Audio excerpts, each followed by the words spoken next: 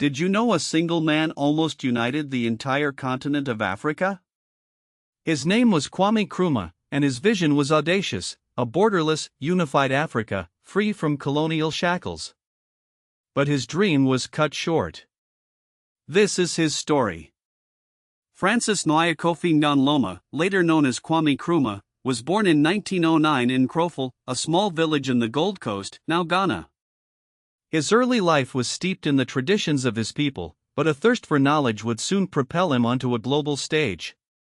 His father was a goldsmith and his mother a petty trader.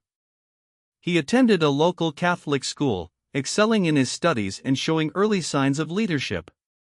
His brilliance earned him a place at Achimota College, a prestigious institution in Accra, where he trained as a teacher.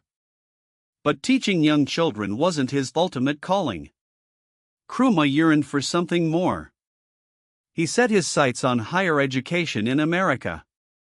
In 1935, Nkrumah embarked on a journey to the United States, a pivotal moment that would shape his future. He enrolled at Lincoln University in Pennsylvania, a historically black institution that had nurtured generations of African American leaders. There, he immersed himself in philosophy, economics, sociology, and theology, earning a Bachelor of Arts degree in 1939. But his academic pursuits didn't stop there. He continued his studies at the University of Pennsylvania, earning a Master of Science in Education in 1942.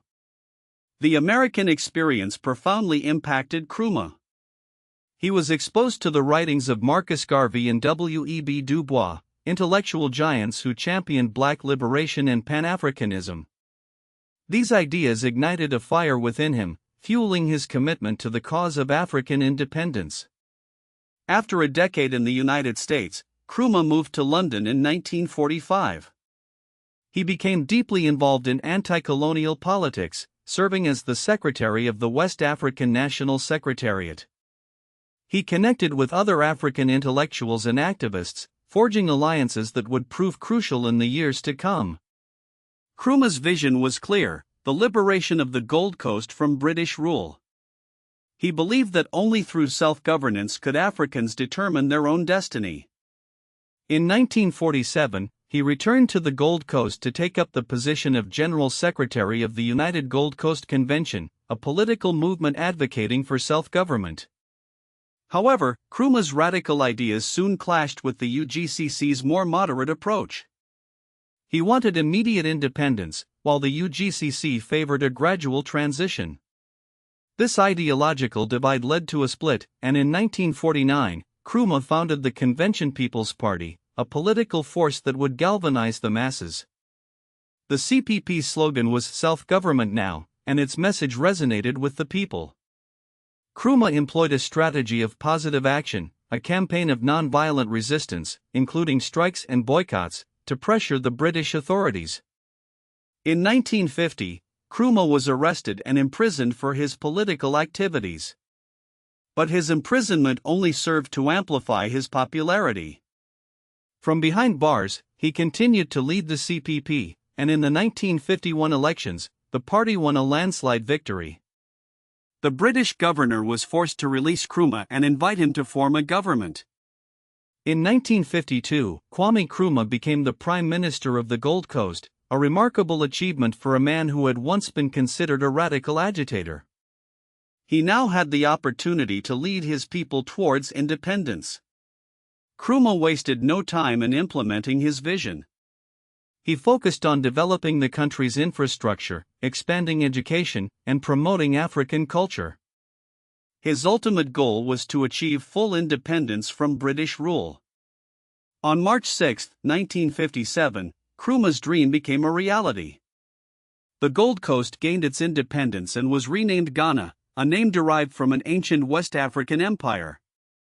It was a watershed moment in African history, the first sub-Saharan African colony to break free from European rule. Nkrumah's words on that historic day echoed across the continent. "Ghana, our beloved country, is free forever." Ghana's independence sent shockwaves throughout Africa. It inspired other liberation movements to intensify their struggles for freedom. Nkrumah became a symbol of hope and a beacon of Pan-Africanism. Nkrumah believed that the independence of Ghana was meaningless unless it was linked to the total liberation of the African continent. He envisioned a united Africa, free from colonial borders and united by a common purpose. In 1963, Nkrumah played a key role in the formation of the Organization of African Unity in Addis Ababa, Ethiopia.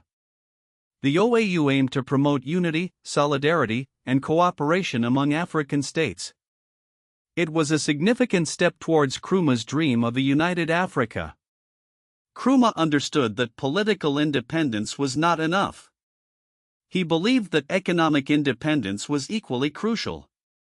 He embarked on ambitious development projects, including the construction of the Akasambo Dam, a hydroelectric dam that was intended to power Ghana's industrial revolution. However, Nkrumah's rule was not without its critics. He became increasingly authoritarian, suppressing political opposition and consolidating power. The Preventive Detention Act of 1958 allowed him to detain political opponents without trial, a move that drew condemnation from human rights organizations. In 1964, Ghana became a one-party state, further solidifying Nkrumah's control. While some argue these measures were necessary to maintain stability and pursue his development agenda, others see them as a betrayal of the democratic ideals he once espoused. By the mid-1960s, Ghana faced growing economic challenges. Cocoa prices, the country's main export, plummeted, leading to financial difficulties and widespread discontent. On February 24, 1966, while Nkrumah was on a state visit to North Vietnam and China, a military coup led by officers of the Ghanaian army overthrew his government. Nkrumah never returned to power. He lived in exile in Guinea, where he was named co-president by President Ahmed Sékou Touré. He continued to write and advocate for African unity until his death in Bucharest, Romania, on April 27, 1972. His body was initially buried in Guinea but was later reburied in his hometown of Nkroful, and eventually moved to the Kwame Nkrumah Mausoleum in Accra. Kwame Nkrumah's legacy remains complex and contested. He is revered as the founder of modern Ghana and a champion of Pan-Africanism. His vision of a united Africa continues to inspire generations. However, his authoritarian tendencies and economic policies have also drawn criticism. Despite the controversies, Nkrumah's impact on African history is undeniable. He was a visionary leader who dared to dream of a free and united Africa. He showed the world that African independence was possible. His ideas continue to resonate in modern Africa, shaping debates about continental integration, resource nationalism, and state-led development. Nkrumah's question remains: how can Africa truly achieve economic independence and fulfill its potential on the world stage? What do you think?